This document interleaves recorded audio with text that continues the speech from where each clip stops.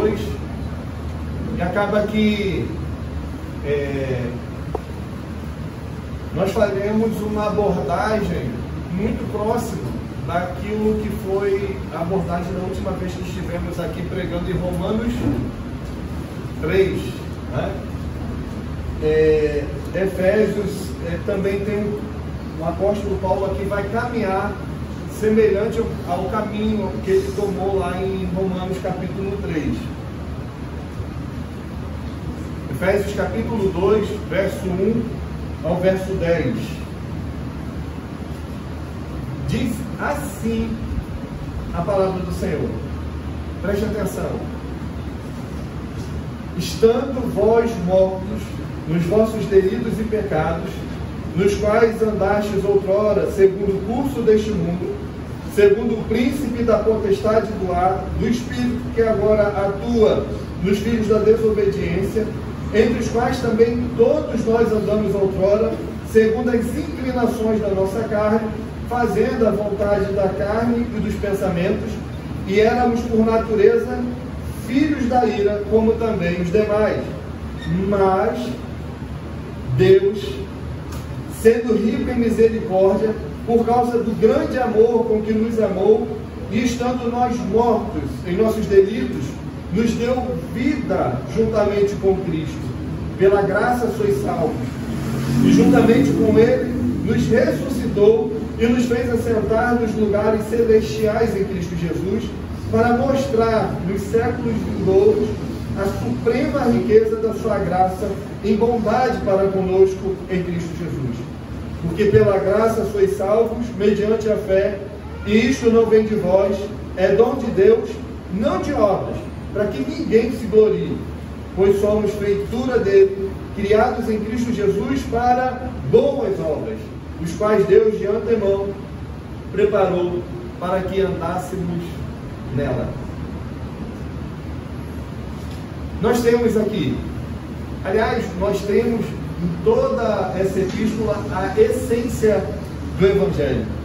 Essa epístola vai transportar doutrinas maravilhosas. O apóstolo Paulo está escrevendo aqui para uma igreja que é enriquecida pelas bênçãos do Senhor, pelas bênçãos da salvação, que compreendem aí judeus, compreendem os gentios. O tema da salvação, da justificação pela graça somente, é dominante em Romanos, é dominante também em Gálatas, mas aparece aqui também. Aparece aqui, Vitor, como uma nota de louvor abundante da pena do apóstolo Paulo. Essa epístola é um sumário doutrinário, onde doutrina para o apóstolo Paulo significa doxologia. Doutrina para o apóstolo Paulo significa louvor, glória, devoção, uma adoração, não algo superficial, mas algo com muita profundidade. Aqui nós temos a doutrina de Deus, aqui nós temos a doutrina do homem, a doutrina de Cristo, permeada com mais profundo louvor, com mais profunda adoração do apóstolo Paulo. O apóstolo aqui transportado acima, além dele mesmo, numa explosão de adoração, numa explosão de ações de graças pelo que Deus fez, pelo que Deus faz, não só na vida dele, mas na vida da igreja, na vida dos homens que foram alcançados aqui pela pregação do Evangelho e se renderam ao nosso Senhor e Salvador Jesus Cristo.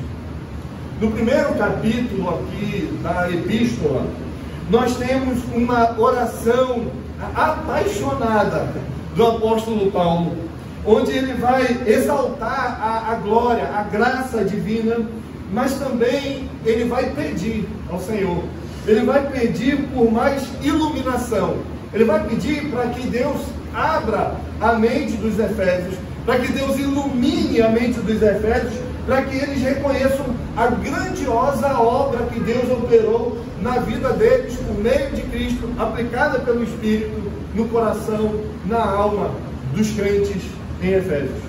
ele aqui está transbordante.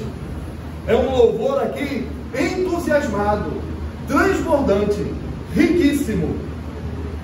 Paulo quer que a igreja entenda que Deus está reconciliando com ele todas as coisas, incluindo a vida destes irmãos. Olhar aqui para estes versos é olhar para a profundeza da obra do nosso Senhor e Salvador Jesus Cristo, aplicada também na nossa vida, aplicada também na nossa alma. Paulo mostra aqui como a salvação, a minha salvação, a sua salvação, revela a bondade de Deus, revela a graça de Deus. No meio da salvação, Deus vai revelar aqui para nós, vai revelar para aqueles que são convertidos no Senhor, a sua glória, a sua graça. Está tudo escancarado aqui. E essa gloriosa obra da salvação, essa gloriosa obra do nosso Senhor e Salvador Jesus Cristo, aplicado pelo Espírito no nosso coração, vai revelar antes de tudo, antes de qualquer coisa, aquilo que de fato é o homem, aquilo que de fato nós éramos, ou é o que é o homem à parte de Deus. Nos primeiros versos nós temos, assim como vimos em Romanos 3, um choque de realidade, algo nada comum para o apóstolo Paulo. Talvez a expressão mais forte do apóstolo Paulo para descrever o estado do homem se encontra aqui. É muito comum usarmos esse texto e aplicá-los ao não convertidos. No entanto, a carta tem um endereço. A carta foi escrita para os crentes, para aqueles que foram alcançados pelo Evangelho.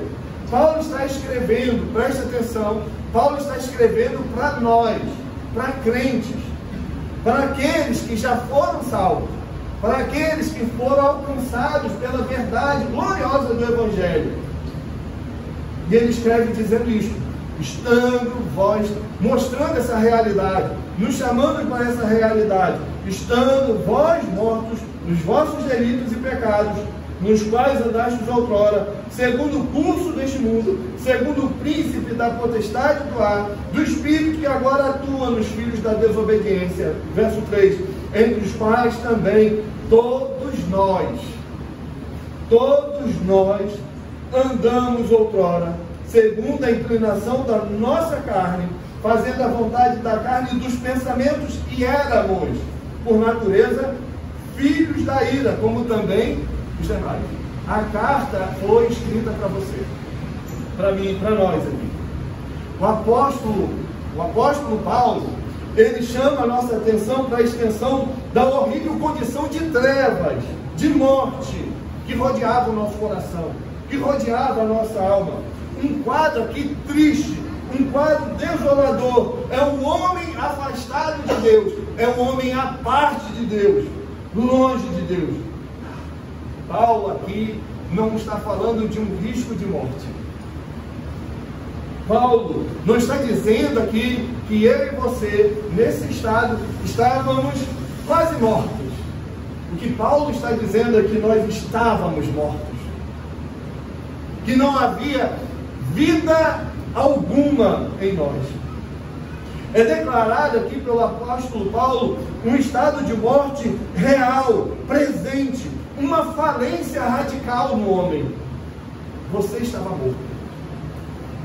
Eu estava morto. Essa era a nossa condição. Essa era a nossa realidade à parte de Deus. O homem à parte de Deus, o homem natural, o estado dele é de morto.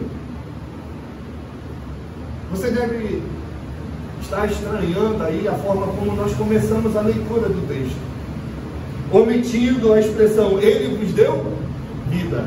Repararam isso? Repararam que nós saltamos essa expressão ele vos deu vida, que aparece nas nossas traduções, nas traduções brasileiras, na verdade não se encontra no texto grego. Ela não está no texto original.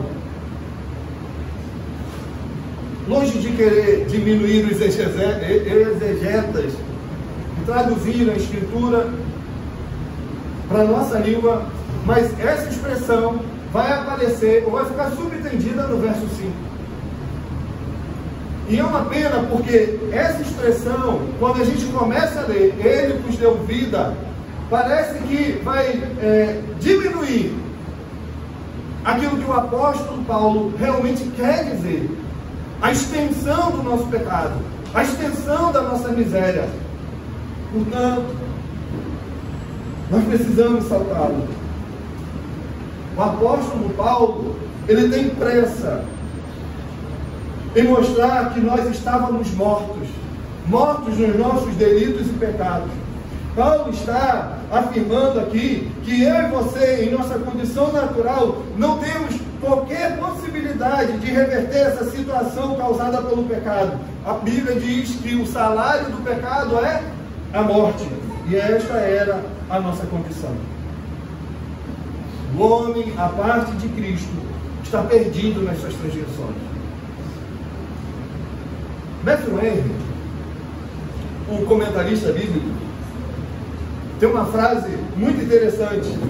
Ele diz que quando vemos um cadáver, vemos nada além que ruínas de um homem. Quando vemos um cadáver, vemos nada além do que ruínas de um homem.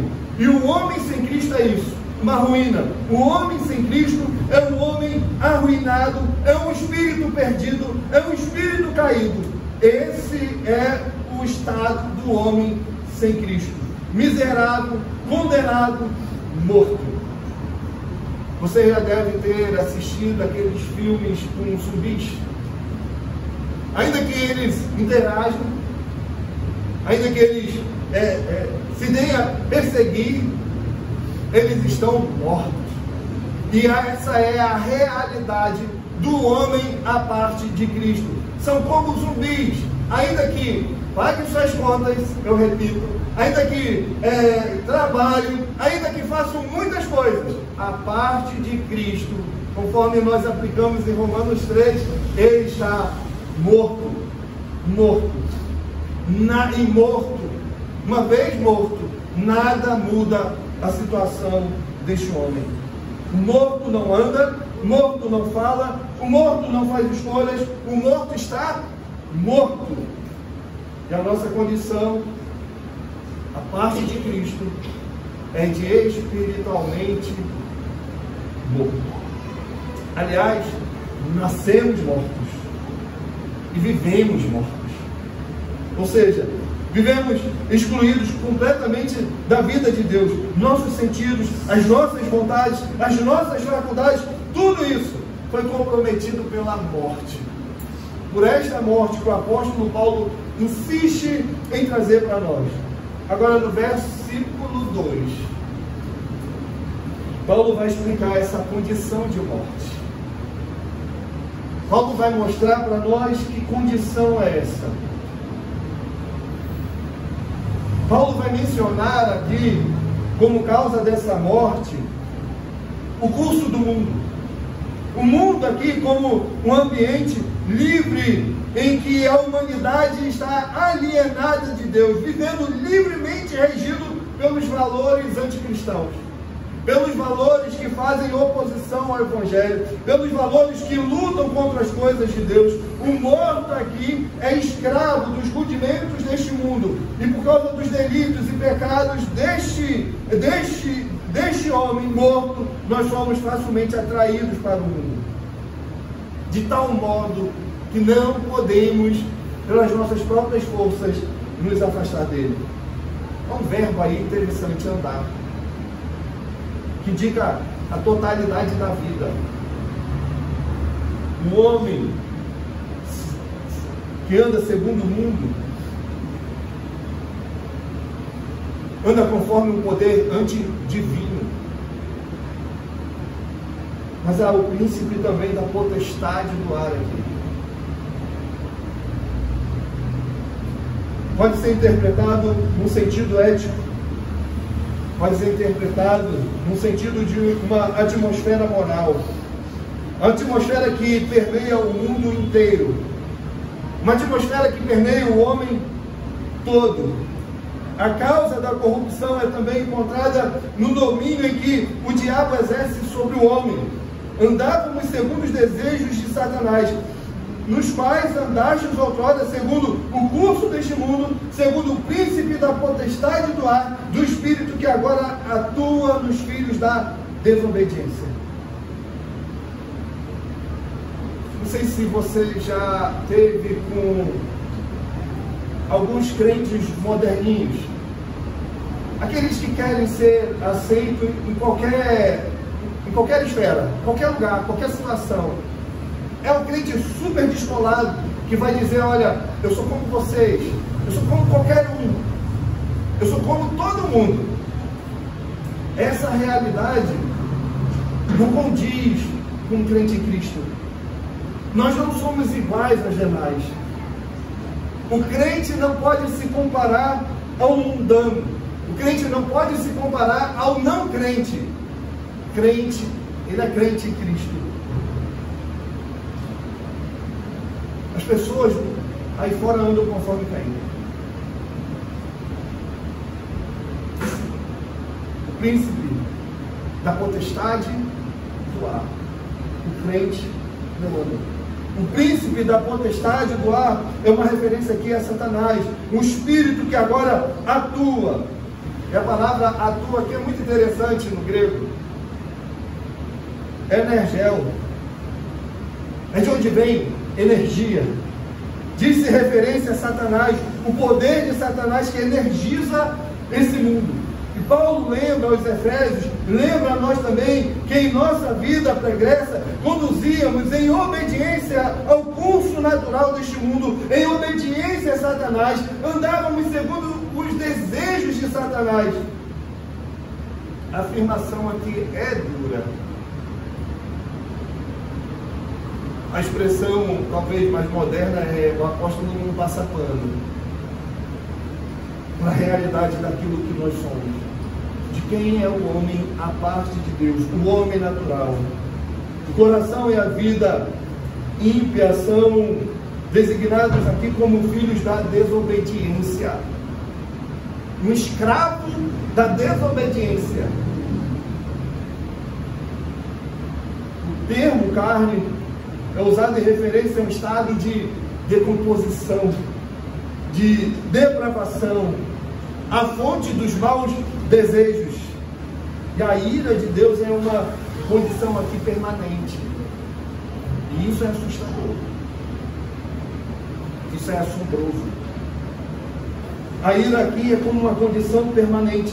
É a atitude de Deus para com os que se mantêm em rebeldia contra Deus. A energia do diabo é investida para a desobediência, para levar o homem natural à parte de Deus, para a rebelião contra o Senhor. E o que ele amarga? E o que pesa sobre ele? É a ira de Deus. Eu queria aqui conseguir trazer essa imagem, comunicar para a igreja o que é o homem à parte de Deus,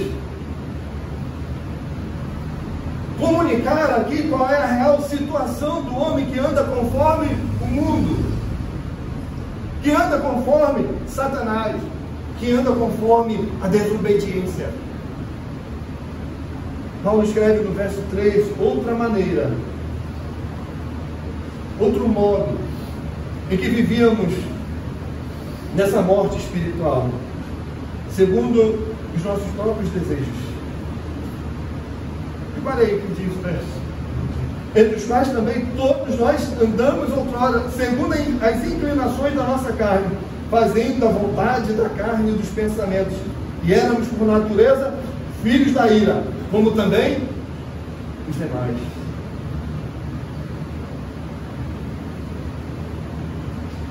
Paulo coloca a culpa no homem. Paulo responsabiliza, não é Satanás. A sentença dura aqui pesa sobre o homem.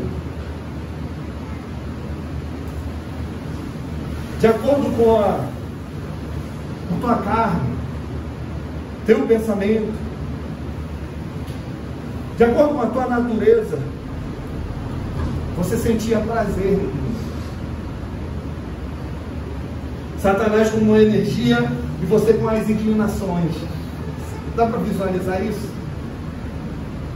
Ele com a energia e você fazendo a vontade da sua carne, fazendo a vontade dos seus pensamentos. E tudo isso implica em sermos filhos da ira.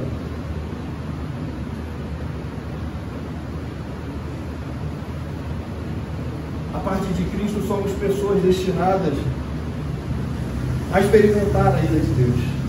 E esse é o destino natural de todo homem. Destinado às chamas do inferno, destinado à ira de Deus, destinado ao juízo eterno, destinado a viver uma vida sem a presença da graça, sem a misericórdia de Deus para sempre.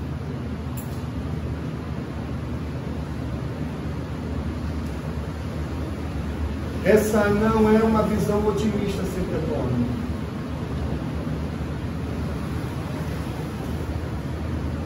Alguém disse assim: até que provemos a amargura de nossa própria miséria, nunca apreciaremos a doçura da misericórdia de Deus, até que vejamos como nossos pecados nos deixaram, jamais pagaremos nosso tributo de louvor a Cristo por nos lavar. O que o apóstolo Paulo faz aqui é chamar a sua atenção para aquilo que você é, ou aquilo que é o homem à parte de Deus. Nós precisamos ver a dimensão da nossa condição antes da nossa conversão. Nós estávamos mortos, como diz o apóstolo Paulo. Nós estávamos sem condição de nos achegarmos a Deus. Essa é a nossa condição desde o Éden, envoltos pelos nossos pecados. Desprezamos a Deus, vivemos rebeldes, fugimos do Senhor e deveríamos padecer por isso. E aqui está a glória da salvação. Aqui está a glória do Evangelho. Aqui está a glória do nosso Senhor e Salvador Jesus Cristo. Nós estávamos mortos e recebemos dele vida. Ele nos dá vida. Paulo não romantiza a condição do homem, a condição do homem sem Cristo. Só que o texto não para aí. O texto não fica aqui. E como já disse outra vez aqui, há sempre o mais que muda a nossa história. A gloriosa obra da salvação vai revelar a misericórdia do Senhor, manifesta no mais poderoso deste universo. Verso 4 ao verso 7. Mas Deus. É isso que está escrito aí? Quem está com a Bíblia aberta aí? Mas Deus. Mas Deus o quê? Mas Deus, sendo rico em misericórdia, por causa do grande amor com que nos amou, estando nós mortos em nossos delitos, nos deu vida juntamente com Cristo. Pela graça sois salvos, e juntamente com Ele nos ressuscitou e nos fez assentar nos lugares celestiais em Cristo Jesus, para mostrar nos séculos vindouros a suprema riqueza da sua graça em bondade para conosco em Cristo Jesus. Que coisa maravilhosa, que coisa bendita, Vitor. Mas Deus, conjunção adversativa que contrasta com toda aquela nota pessimista, agora trazendo a realidade de quem somos em Cristo. Graças a Deus por esse mais. Graças a Deus por esse mais que mudou a nossa história. Um ponto aqui de transição do desespero, do desamparo para a esperança, para a consolação. Paulo começou afirmando que em nossa situação estávamos mortos em delitos e pecados, mas agora Deus, movido por seu amor e misericórdia, nos dá vida em Cristo. Cara, depois de mostrar a nossa corrupção, depois de mostrar a podridão que há em nós, a maldade, a pecaminosidade, Paulo fala das infinitas riquezas, das infinitas misericórdias manifesta em Cristo. Deveria ser essa a mensagem a fazer o crente pular, saltitar.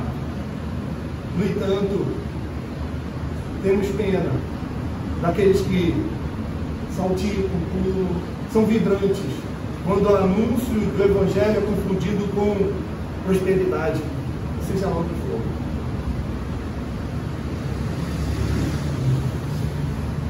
Paulo fala agora das infinitas riquezas. O homem que está morto, o homem não faz nada para mudar a sua situação. Deus vem e faz tudo. Deus fez isso na salvação do homem. Nada aqui que possamos fazer para negociar, para merecer essa salvação. E Deus faz tudo. Deus vem, já é o nosso socorro. O que Paulo está dizendo aqui é que não há outra vida senão aquela que é favorecida por Cristo. Isso significa dizer que só passamos a viver quando somos enxertados na pessoa de Cristo. A nossa salvação revela a glória, revela o caráter de Deus, revela a misericórdia do nosso Senhor, revela o amor do nosso Deus. Mas Deus sendo rico, rico em misericórdia. Paulo está aqui, irmãos, louvando o Senhor, compreendendo aqui a riqueza do Senhor, uma riqueza que é derramada sobre ele de modo abundante. Paulo poderia simplesmente dizer aqui, falar aqui da misericórdia de Deus, o que já seria suficiente, mas ele fala da riqueza dessa misericórdia. Paulo poderia dizer aqui simplesmente o amor de Deus, e isso seria para nós satisfatório, mas ele fala do grande amor de Deus. Isso é para destacar o caráter divino. Isso é para destacar a glória do caráter de Deus. Isso é para destacar a gloriosa obra que Cristo realizou em nosso favor.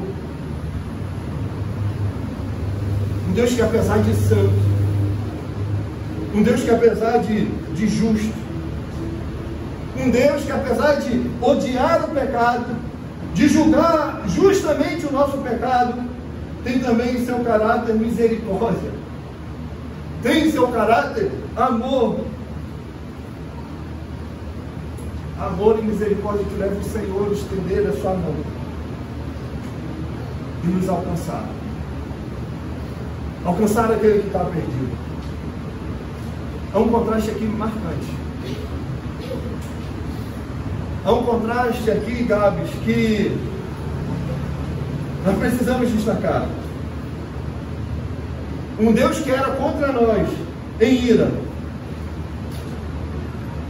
e agora é um Deus que está em amor, movido por sua singular misericórdia e bondade. Um Deus que vivifica a nossa vida não por qualquer amabilidade nossa, mas por misericórdia dele, por misericórdia a nós, por bondade dele. Um amor aqui que nos torna vivos, apesar de você ter desprezado Deus, apesar de você ter esnobado Deus, apesar de você tentar fugir de Deus, Deus é rico em misericórdia, Deus é rico em amor. Aliás, Deus é a expressão máxima de misericórdia, Ele é a expressão máxima de amor. E nós vemos esse amor. Nós vemos na expressão do sofrimento do nosso Senhor e Salvador Jesus Cristo. Nós vemos essa misericórdia, esse amor abraçados na cruz de Cristo. Quando o corpo dele é moído por nós, é partido por nós, quando ele sangra por nós, quando ele sofre as maiores vergonhas por nós, quando ele sofre o inferno por nós, quando ele ressuscita, quando ele revive a nossa vida, a nossa história, lá está o amor, lá está a misericórdia abraçada. Lá nos versos 5, 6 aqui, 3 coisas que Deus fez por nós, movido por sua rica misericórdia e grande amor. Ele nos deu vida juntamente com Cristo. Ele nos ressuscitou. Ele nos fez aqui assentar nos lugares celestiais em Cristo Jesus. Se para mortos não há esperança, Deus pega o cadáver espiritual, que era eu e você, e sopra fôlego de vida. Ele levanta e nos levanta do lugar dos mortos. Não só isso. E não só isso. Não só nos ressuscita, como ele vai nos fazer sentar nos lugares celestiais. Repare que se antes você era filho da ira, agora você está sentado nas regiões celestiais, como diz o apóstolo Paulo. Isso significa que teremos como filho dele todos os direitos de um cidadão celestial. Essa é a maravilhosa exclamação do Evangelho. A salvação nos leva a um nível aqui experimental. Nós teremos todos os privilégios, todos os direitos de um cidadão do céu. Uma identificação aqui. Uma identificação dos crentes com Cristo, juntamente com Ele. Repare, juntamente com Ele, nos ressuscitou, nos fez assentar nos lugares celestiais em Cristo. Sabe que interessante é você pensar que você não será cidadão do céu. Você não será um cidadão do céu. O que Paulo coloca aqui para nós é que você já é, o crente já é um cidadão do céu. Paulo afirma aqui a nossa segurança. Paulo afirma aqui a garantia. Ele nos dá a garantia em Cristo. Nós estamos guardados, estamos amparados. Ainda que trilhando essa nossa caminhada aqui, a nossa jornada continua, mas continua como cidadãos dos céus.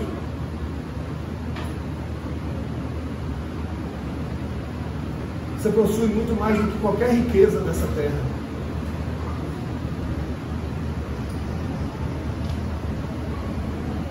Você possui aqui algo muito maior do que pode ter aqui.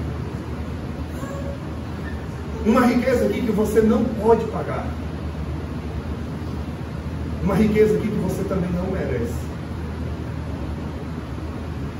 Você merecia a maldição eterna.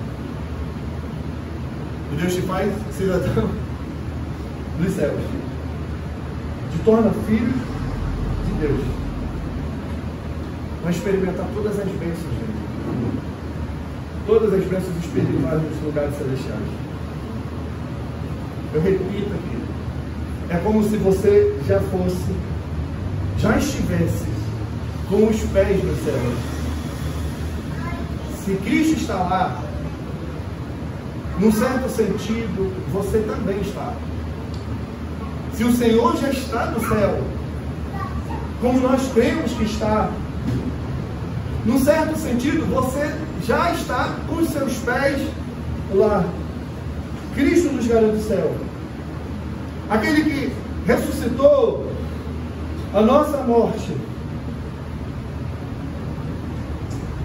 nos séculos vindouros, desembrulhará o céu para nós. Para quê? Para que isso? Para mostrar nos séculos vindouros a suprema riqueza da sua graça em bondade para conosco em Cristo Jesus. ser um cidadão do céu para quê? Para mostrar nos séculos vindouros a suprema riqueza da sua graça em bondade para conosco em Cristo Jesus. Quantas aplicações nós temos aqui? O amor de Deus aqui é dilatado em rica misericórdia, abundante em amor, nos é oferecido aqui. Estamos livres da ira de Deus. Tudo isso foi garantido para nós na cruz do Calvário, naquele que o sangue verteu. E isso é graça. Favor imerecido é algo muito simplório diante daquilo que estamos vendo aqui. Mas olha, para a gente caminhar para o fim, a gloriosa obra da salvação revela o plano misericordioso de Deus para nós. Revela o amor de Deus que é aplicado pelo Espírito em nosso coração. Para quê? Verso 7 continua: para mostrar nos séculos vindouros a suprema riqueza da sua graça em bondade para conosco em Cristo Jesus, porque pela graça sois salvos mediante a fé, e isso não vem de vós, é dom de Deus, não de obras, para que ninguém se glorie, pois somos feitura dele, criados em Cristo Jesus para as boas obras, as quais Deus de antemão preparou para que andássemos nela. Esses versos tiram um grande peso das nossas costas. Esses versos trazem um alívio para nossas costas, para a nossa vida. Tira um fardo pesado que esmaga o nosso coração e a nossa alma. E lembra que todo esforço da nossa salvação vem de Cristo. Repousa sobre os ombros fortes e vigorosos do nosso Senhor e Salvador Jesus Cristo, e não de nós. Paulo vai mostrar aqui a intenção de Deus em nossa salvação. E não é para nos retirar do inferno. Não é para nos livrar do inferno. Isso faz parte da salvação. Essa é uma gloriosa realidade. Nós não precisamos temer a ida para o inferno, embora seja o que mereçamos. Mas não precisamos temê-la. Deus nos salvou. A intenção da salvação é mostrar a glória da graça de Deus. É para isso que Deus nos salva. Para mostrar nos séculos vindouros a suprema riqueza da sua graça, em bondade para conosco em Jesus Cristo. Deus mostra a abundante graça apontando para a eternidade. Paulo nos convida a olhar daqui para a eternidade. E isso, irmãos, é incrível. Isso deve ser algo para assombrar o nosso coração, para nos deixar extasiados, como o apóstolo Paulo aqui. Paulo está maravilhado. Paulo está maravilhado com a glória. Paulo está maravilhado com a graça de Deus em Jesus Cristo. Se nós não compreendermos isso, se nós não compreendermos a eternidade, nós seremos incapazes de compreender o entusiasmo do apóstolo Paulo. Seremos incapazes de entender o que está por detrás de toda essa nota de louvor, de adoração ao Senhor.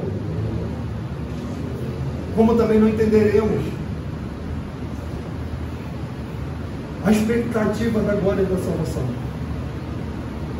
Deus quer nos mostrar a riqueza da sua graça e bondade para conosco. E Ele faz isso mostrando a sua glória em detrimento da nossa incapacidade. Uma coisa ruim, né?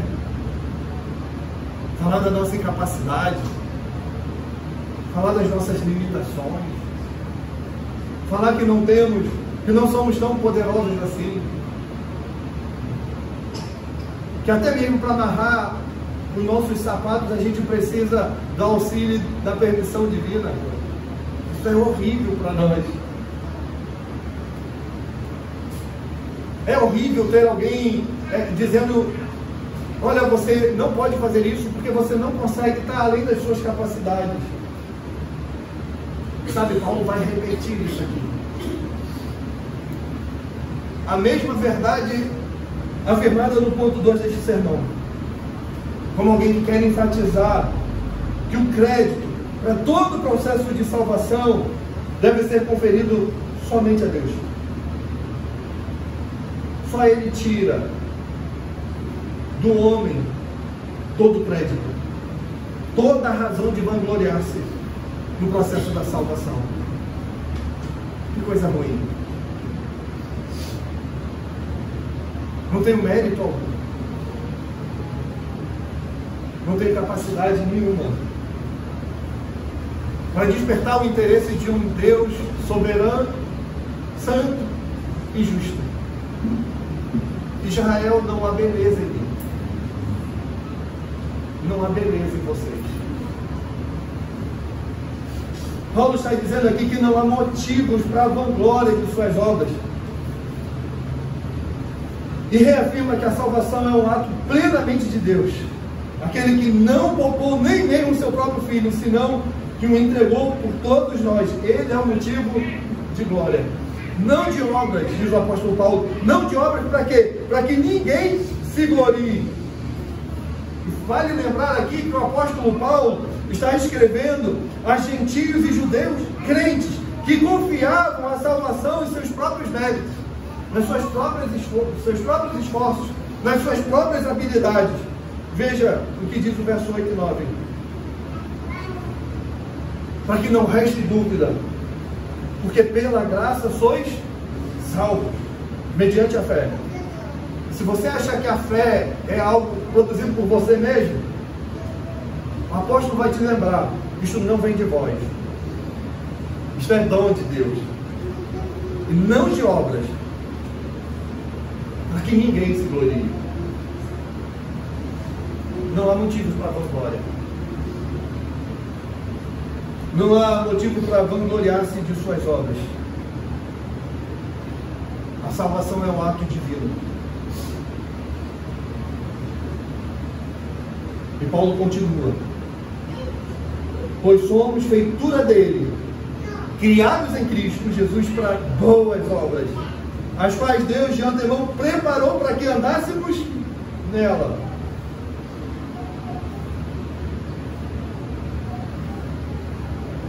O fato é que, ainda que a obra não contribua para a nossa salvação, ela tem o seu grau de importância. Deus nos criou a fim de que praticássemos essas obras. Se elas não salvam, as obras servem de instrumento, um instrumento de louvor a Deus, um instrumento de adoração, de devoção ao Senhor. As expressões que seguem aqui vão clarear essa ideia. Somos feitura dele, ou seja, a ele devemos até mesmo a nossa existência, seja espiritual, seja física, tudo nós dependemos a ele, somos obra dele. O nosso novo nascimento vem dele, fora dele nada somos, nada temos, nada podemos fazer. Como homens em Cristo, somos nova criação.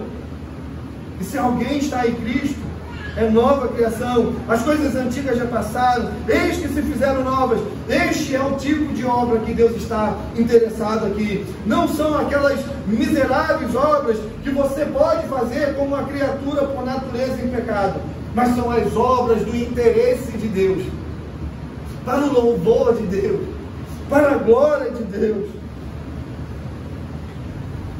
As obras que devemos levar em conta aqui: amar a Deus de todo o nosso coração, alma, mente, com força, amar o nosso próximo, mas não apenas isso. Não fica restrito a isso, a dar esmolas, boas ações, a amar o outro, a amar a si mesmo.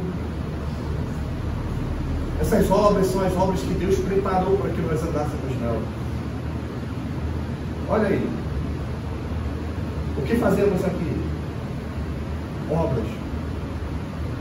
O que é o culto? Obra ao Senhor, preparado por Ele mesmo, para nosso bem. Olha nós aqui. Depois de fechar as portas, nosso relacionamento como crentes em Cristo, em comunhão, obras, preparado pelo Senhor, dado para nós como privilégio. Obras que nos façam segundo a imagem de Cristo. Obras que nos aproximam do nosso Senhor e Salvador Jesus Cristo. Obras que removem do nosso coração, da nossa alma, toda mácula, toda ruga, todo pecado. Obras que fazem com que a gente cresça em santidade, numa vida irrepreensível, com grande alegria, com grande louvor, com uma nota afinada de adoração ao nosso Deus. E graças a Deus por isso. Graças a Deus que não são as nossas obras. Graças a Deus, Ramila, não é a minha fé, não é a sua fé. Graças a Deus, não é nada que eu ou vocês possam fazer.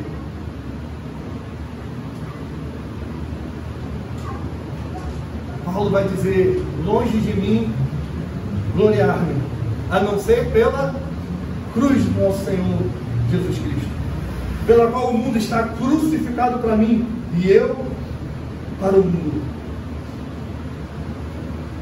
Paulo pretende, com isso aqui, lembrar a nós algumas verdades. Lembrar quem nós éramos anteriormente. Lembrar quem nós éramos antes de Cristo. Lembrar a nossa condição de homem natural, antes de ter sido alcançado misericordiosamente pelo nosso Senhor.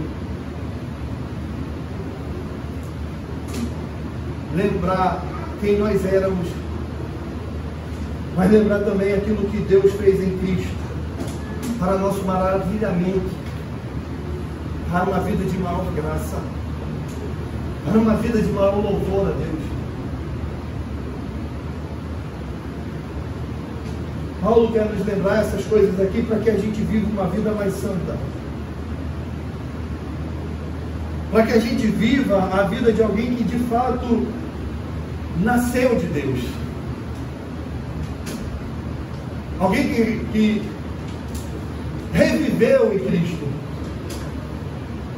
Paulo quer nos lembrar aqui que devemos viver uma vida estimulados pelo conforto do céu, estimulado pela espera do futuro glorioso em graça e misericórdia. A graça do céu precisa invadir nosso coração e a nossa alma, de modo a nos capacitar a viver uma vida fervorosa.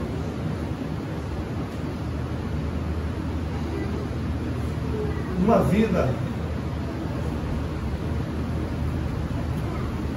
de profundo louvor e adoração àquele que tem nos dado tudo, aquele que nos deu a salvação hoje. Às vezes a gente prega e se sente pequeno, né? Isso é bom. Parece que a gente não consegue comunicar tudo aquilo que está envolvido no texto. O que Paulo traz aqui, a forma como ele narra aquilo que somos e aquele mais poderoso, deve nos levar a viver uma vida mais intensa diante do Senhor. E a minha oração é essa. Que o Senhor conduza os irmãos a viverem uma vida mais intensa diante de Deus, na obra de Deus, nas obras que Ele preparou para que você andasse. Amém? Vamos orar?